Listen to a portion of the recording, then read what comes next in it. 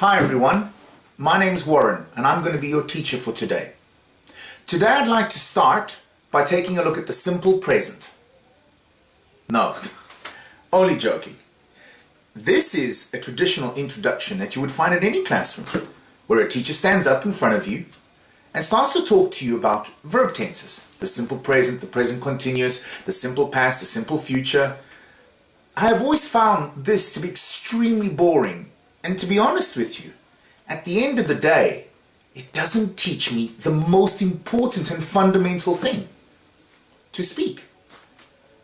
To speak, you need to understand why you use the language, not the simple present. Now, take any object. Here in front of me, I have a pen.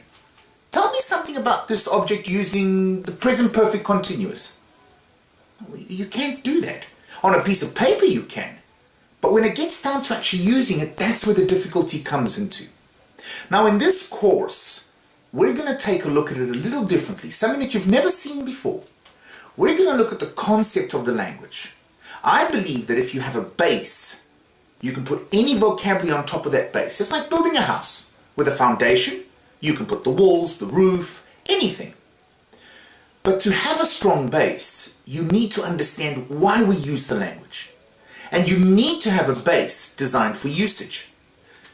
To be very honest with you, we can read, we can write, but at the end of the day, if you can't sell the product, and this is how you sell it, you don't know English. Let's take a very quick look, all right, at an example. I'll take the same pen that I have, that I spoke to you about previously, saying please use the simple present, or the present continuous, or the present perfect. But we're going to have a look at this differently. I have an object in front of me. My vocabulary is terrible.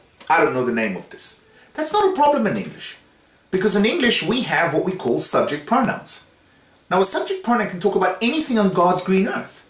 It can be a he, a she, an it, a we, a you, a they, an I. If I have an object, it's very easy in English. It's an it. It for any object. I can go it.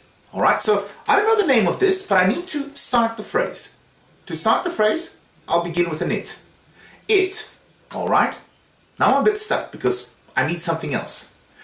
That something else now is what we call our flag. Why do I call it flag? Because it's absolutely fundamental that it needs to be in the language. Alright? And in the sentence. And without a flag, the sentence doesn't exist. Imagine if I say it's black. Is that correct? No, it's not. Without the flag, which many people say the verb, there is no link between the subject and what we call the rest. Okay?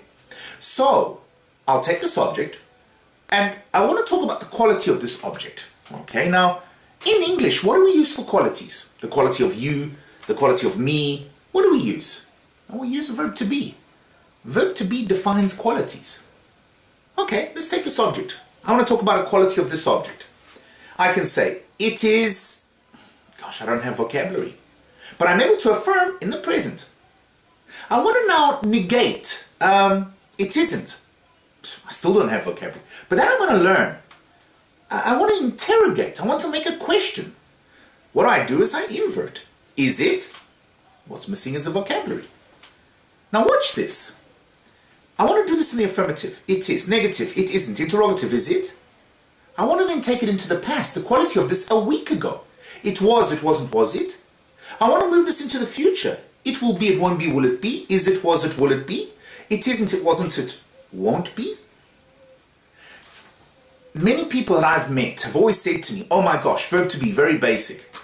Verb to be is not basic. Verb to be is part of the base. It's your ability to use that base and how quickly you can use that base, because then all you do is you put vocabulary on it. It is anything. It isn't anything.